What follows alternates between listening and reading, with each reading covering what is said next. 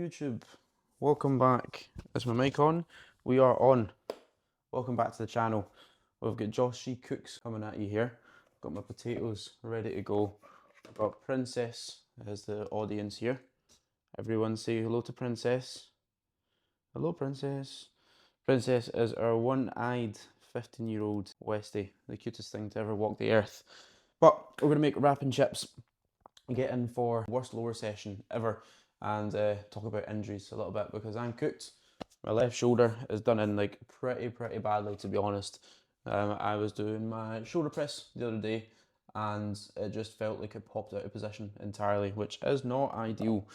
I've had issues with that left side in the past and I've always kind of felt it. It got really bad for quite some time. Like, it's what caused me to have a pretty shit like 6 months or so in the gym. And I lost a lot of motivation and things weren't good. So I say I'm hoping that doesn't happen. That's in my control for that to not happen.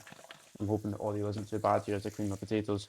But yeah, that's in my control to not happen, to not let it affect me and my productivity on a day-to-day basis and what I do. It can just be a bit frustrating when I'm not able to be as aggressive or as, I don't know, just, yeah, powerful with my training because I'm having to think about my shoulder at all times. So yeah, we'll talk through that. Today's plan for the lower session is to just do isolation work. I haven't trained since last Saturday. It's Friday today, so that is 6 days of no training. It was a Saturday that it went, and I decided to continue. So this is where again I learn. As much as I know what to tell my clients, don't be stupid, don't do this and that. In the moment, you can let your emotions get the best of you. And it was moving good. The shoulder press. I was like, let's fucking go. And I took a +1, but I sacrificed my shoulder in the process of doing so. So yeah, not great. Rest of the session, like I was still able to do a little bit, but since then, been struggling to sleep. If I roll onto that side, it's very sore. I'm waking up consistently throughout the night. Going into any shoulder flexion, very sore, extension sore. External and internal rotation is pretty fine. It's just when I get to a certain height, it feels terrible. So yeah, lower session, as I say, is going to be isolation work because I can't do like a leg press. I can't pull myself down into that pretty hard. Let's move ourselves over. And I don't want to be doing any squatting because obviously in shoulder flexions when it's worse, if I'm pushing up against that, there's a good chance that it goes. It's actually how it happened last time I was doing a pendulum squat and I pushed up too hard on the left hand side and it just popped. So yeah, let's see how it goes. I'm going to do leg extensions, hamstring curls, adductors and calves. The reason that I'm doing leg extensions, that I can pull myself down, I'm not really pulling myself down on a leg extension, I can't do the leg press, is because I'll be seat belting myself into the leg extension. We spoke about that in the last video and how helpful it can be, and it's obviously very helpful in this situation because I'm not going to be using my left arm really at all to pull myself down. I'll just solidify myself with that seat belt. So do that, jump in for some cardio. It's a beautiful day outside, really nice. So drive in the Jag, get the roof down and go through some peak meal experience. But into Josh C Cooks with the wrapping chips. Anyone who's followed me for a long time knows about this meal. Anyone who hasn't followed me for a while, get to know. I'll see if I can put a nice lovely picture of it on screen somewhere, the wrapping chips. I've had this in my meal plan for years. It's the only meal that I've had in my meal plan that's like stayed in there throughout consistently because it digests very well for me. Some people can't really digest white potato very well in large amounts, but it digests very well for me. It's so enjoyable, and yeah, that's all that I really need from it, to be honest. So yeah, then I'm going to show you how to cook this bitch. I'm going to show you how I'm cutting the potatoes as well, actually. Let's get a wee close-up going. Here we go. So, potatoes, let's chuck the shit bits over here. I want you to take off all the shit bits, like so, all the wee dark spots. Don't want to be having that. But you want to pretty much, I don't know how to actually describe it, split it into kind of thin strips, like so. Can we see this here? Yeah, I think you can see that well enough. Into strips, turn them on its sides, and then cut them into kind of like wee wedge and chip shapes. I keep the skin on. I think it's pretty bussin', and there's no reason why you need to take it off, so you're a pussy if you do. That's my thought process. But yeah, cut your potatoes. Seasonings wise, I fire on some peri salt, a bit of garlic granules, salt, pepper, and get a little potassium on there as well through the low salt. Now potatoes are already pretty high in potassium, so you don't need a great amount, but I like to make sure that my potassium levels are pretty high. It improves performance, improves pumps, it improves overall kind of energy on a day-to-day basis. That you want to avoid shit like this. That's not what you can see, is it? Yeah, that there. So yeah, I'll catch you in a wee second when I'm going to season the chips and show you that too. Right, got our potatoes in. A bit of extra virgin olive oil. It's like one of the main fat sources, or the main fat source for this meal for me. 10 mils on here. Really don't mind it not being perfect, so yeah, 10.6 grams is not going to kill me. Within a dieting phase, I would be a little bit more anal and accurate with that, but just now I do not care. So get that oil coating all the chips. It does make them a lot nicer, to be fair. Like, if you can try get some fats to use for that, then that will be perfect. Getting on seasonings, garlic granules, bash, pepper, bash, and then with this, the engineered muscle scales, we pit stop plug here. There we go, we've got the little mini scales there. So going on with this, 0.5 grams on here. Majority of the salt I'll put on the potassium. I'll put on the chicken, the low salt there. And then a gram of salt. Let's see how close we are. Cool. So about a gram of salt, perfect. And then I don't count this as salt as much as there is salt in this, sodium in this.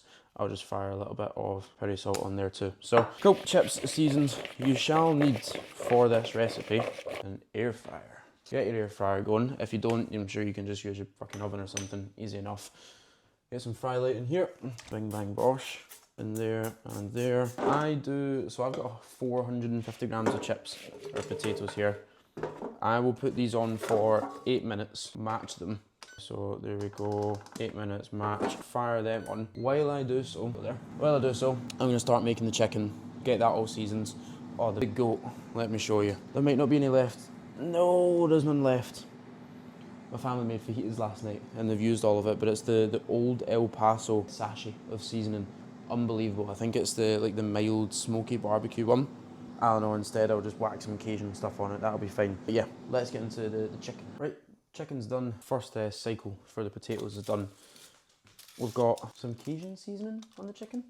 It'll do. So I've transferred all of the potatoes into the one side of the air fryer, and then I'm going to fire the chicken in here. Use a wee bed of tin foil. That's a life hack for you, just to stop the air fryer getting as dirty. The chips don't make them that dirty, but the chicken does, and the chips don't cook properly when you put them on something like a bed of tin foil, or you can get the wee air fryer trays, but they're pretty shit in my opinion. Tin foil just works better. So another 8 minutes match. Flip both of them halfway through. When you've done put the chips in and they're going on for 8 minutes, give them a wee shake. A wee shake, that looks good, that. Yeah, give them a shake halfway through. Obviously put these in now, and then give us a shake halfway through, and you're good to go. So the bulk work is done. I'll show you how to get the best wrap going as well. Let's do that. Right, not having a good day here. We ran out of the old El Paso barbecue seasoning, and we've also ran out of the chunky guacamole shit, which is unbelievable. So what I'm doing instead is some salsa. I would zoom it in, but I don't know how to. Some salsa and some sweet chili jam. Now, something I wanted to discuss. People are like, oh well, if you change it, like, is that not, can you do that? Like, what's it going to do for your digestion? I used to worry about that, and that seemed to make my digestion a lot worse. I'm going to get this to track my face. Yes, it made my digestion a lot worse, overthinking little things like that.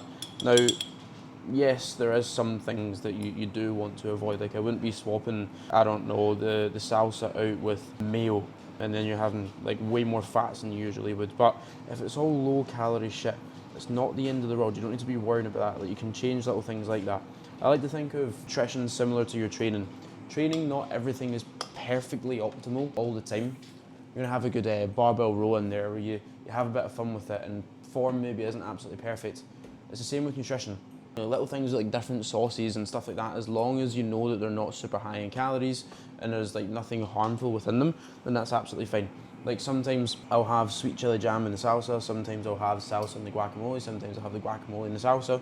Today I was wanting the salsa and the guacamole and it's not there, and I've not got my fajita seasoning, so I might as well just off myself. But yeah, get that on there, create like a wee pizza type of thing.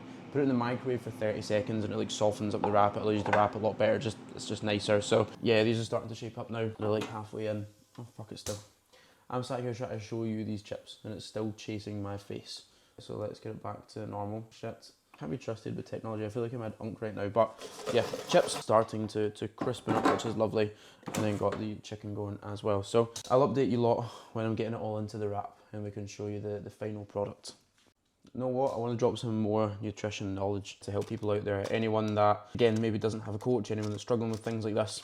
Nutrition wise, Digestion obviously is very, very important, but I feel like people do worry about it too much. And again, this is the exact situation that I was in. People were like actually looking for problems with their digestion. Now, I do still have problems with my stomach, and I technically did get diagnosed with IBS, but the less that I kind of worried about that and just kind of kept my stress a little bit lower about it, like during my meals, I'm not thinking about it. Obviously walking a little bit after meals, all these different things have improved my digestion a lot. In terms of nutrition accuracy, meal plan versus if it fits your macros, for example, I think a meal plan is very much superior because your stomach and your body gets used to what you're eating. I know that's kind of contradicting what I was talking about with the sauces and stuff, but that's little things. I'm talking about keeping the same food sources, like the big protein sources, carb sources, fat sources throughout the day. So yeah, I'd look at ideally having a meal plan that you figure out what you enjoy most, you figure out what hits your macronutrients, you figure out what digests best for you, and then you make your meal plan based off of that. You don't need to have what everyone else is having. If you don't like cream of rice, then don't fucking eat cream of rice. You know, I hate cream of rice and it digests terribly because I just don't enjoy eating it. That's another big thing. If you don't enjoy eating your meals, you're not going to digest them very well. And you're feeling sick while eating them. I feel like people, when they get a coach or something and they give them a meal plan, they're like, fuck, I need to eat this exact meal plan. And they might not enjoy it, but they don't say it because it's like, well, that's just what I need to do. You know, there's no need to be hardcore with your foods. You need to be eating like chicken and rice and broccoli all the time. Like, this is not a very bodybuildery meal. I'm making like a wrap and chips, but it's really enjoyable. It digests well with me. Again, for pre-workout, it's spot on. I feel fucking great in my sessions. There's nothing wrong with that, you know. It doesn't need to be some like bodybuildery looking meal. So nutrition, enjoy it. Don't rip the piss. Ideally, for your protein, split it evenly across the day. So if you get 4 to 5 meals per day, split the protein evenly across this so that you can spike muscle protein synthesis consistently throughout the day. You know, that's a big thing. Meal timings and consistency with those. Sometimes I have people when they start up with coaching and like, is it okay if I eat 3 meals? And I'm like, it's not the end of the world, but if you can eat 4, then it'd be a lot better because it means you can get those MPS spikes in more consistently. You're not going into a state of muscle protein breakdown in a sense. So yeah, that's a big thing there, like the actual consistency of eating the meals in terms of the timings. That's really important. Getting out for your walks after meals, eating similar food sources, but enjoyment is a big part of it. So yeah, some more nutrition ball knowledge on you. Carbohydrates wise, time them around the training window as well. So as you can see here, I've got quite a good amount of carbohydrates in this meal. I'm going to have a banana alongside it as well. I'm running out of battery. I'm a DJ, I need to grab my charger. But yeah, I'll also have a banana alongside this meal. Pre and post workout have the majority of the carbohydrates for me. So it means that I can prioritize my training performance. So if there's anyone out there, and it mainly goes for dieting, to be honest, like as your food gets higher and higher, you don't need to prioritize the carbohydrates around the training window as much, just because you're going to have a lot of carbs in all your meals.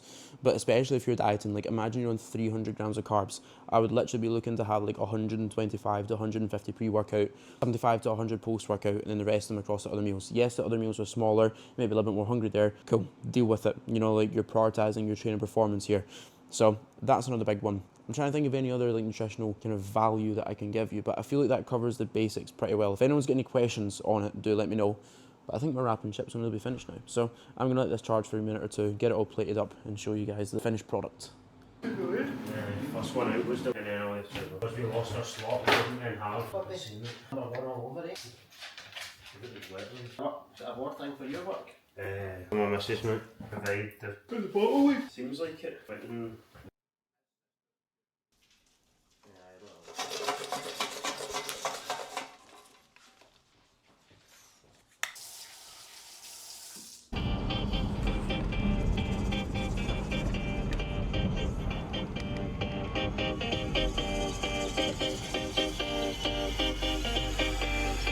Let me talk to you, show you what love can do.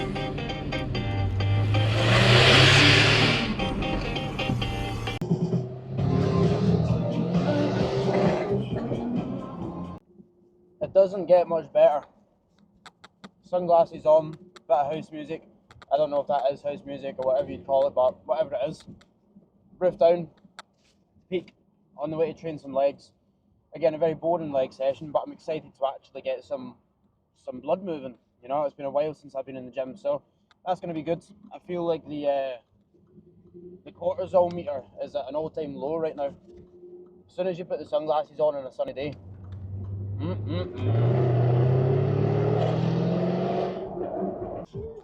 Also, 2 scoops of full pump going in.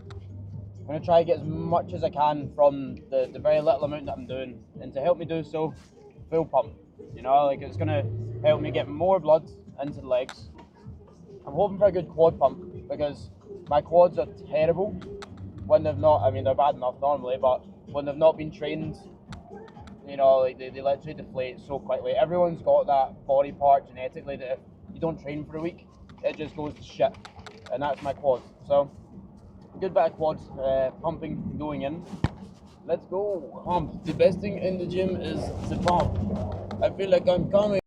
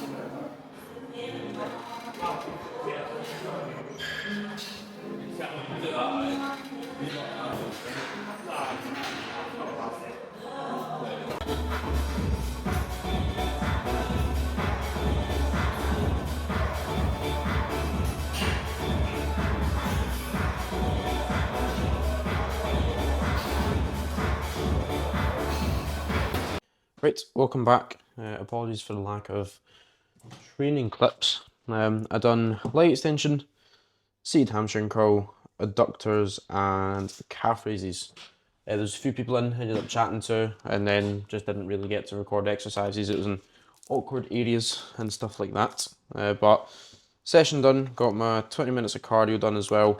I'm just glad to get back in the gym. You know, that's the big win there. It wasn't a crazy session. I done 3 sets of leg extension just because, again, my quads are guff. So I want to make sure they get a little bit more volume to them. And then 2 sets of seated ham curl, 2 sets of adductor, and 2 sets of calf raises.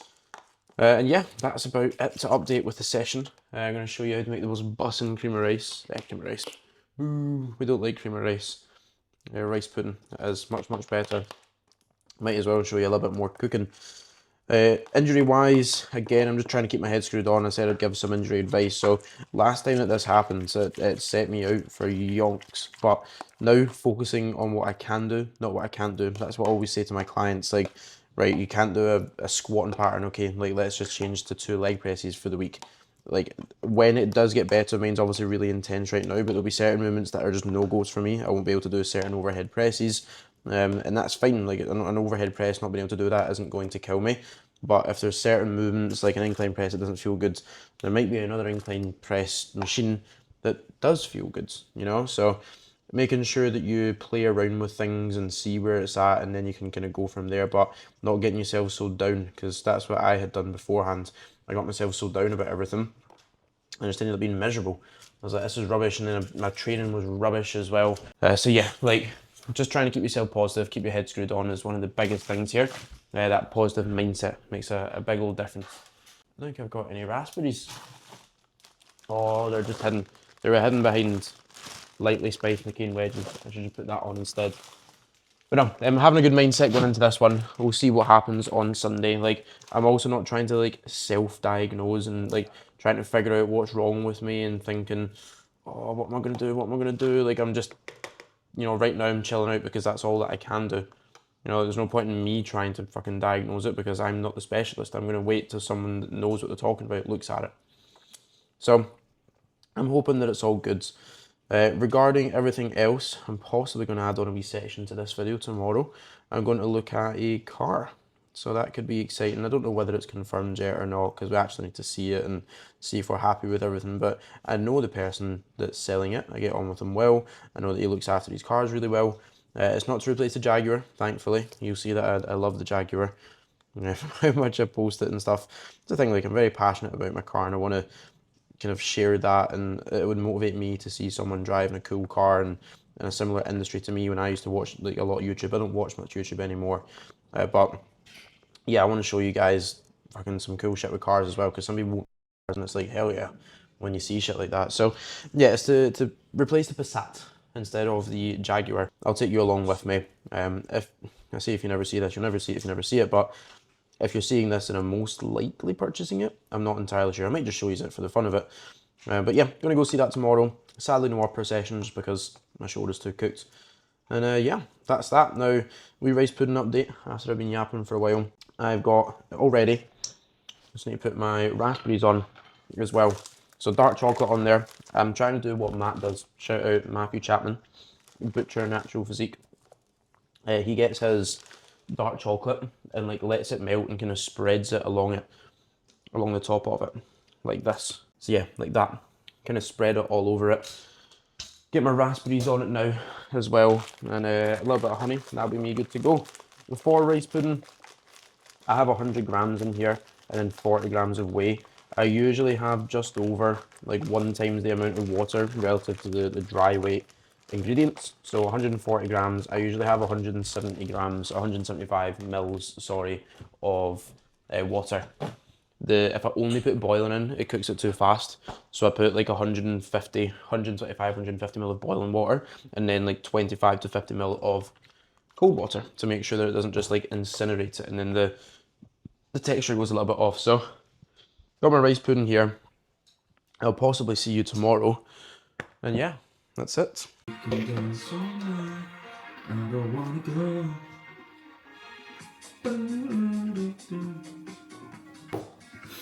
This is how I'm feeling today.